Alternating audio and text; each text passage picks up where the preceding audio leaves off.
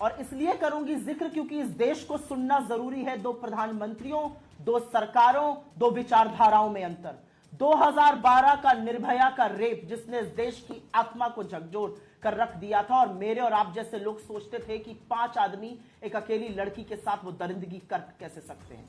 इस देश के प्रधानमंत्री और कांग्रेस ने तब उंगली उठाकर नंगा नाच नहीं किया था सत्ता का, और भाजपा शासित प्रदेशों पर उंगली नहीं उठाई थी। इस देश के प्रधानमंत्री ने राष्ट्र को संबोधित किया था और कहा था आपका गुस्सा, आपका दर्द जायज है, 3 बेटियों का पिता हूं, समझता हूं, निर्भया और उसके परिवार के लिए प्रार्थना कीजिए। इस देश के प्रधानमंत्री ने कहा था हिंसा की कोई कार्रवाई मत कीजिए, हिंसा किसी भी चीज का समाधान नहीं है, शांति की अपील की थी। इस देश के प्रधानमंत्री और सोनिया जी निर्भया के परिवार के टच में रहे, उसको सिंगापुर इलाज के लिए भेजा, और दुर्भाग्यवश जब उसकी मौत हो गई तो 2:30 बजे रात को एयरपोर्ट के टारमैक पे इस देश का प्रधानमंत्री और यूपीए की अध्यक्षा खड़े रहे, एक बेटी के सम्मान में, आधी आबादी के सम्मान में। इस देश का मीडिया सड़कों पर उतर के न्याय मांगता था, और मैं सम्मान करती हूं इस बात का।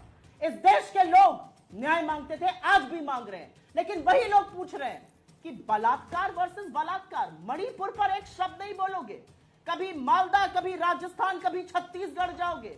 3 महीने से इस देश का एक राज्य जल रहा है, और अब वो आग, वो चिंगारी बगल वाले मिजोरम में पहुंच रही है। हम पर सवाल उठाने से पहले 2 लोगों का जवाब दे दो।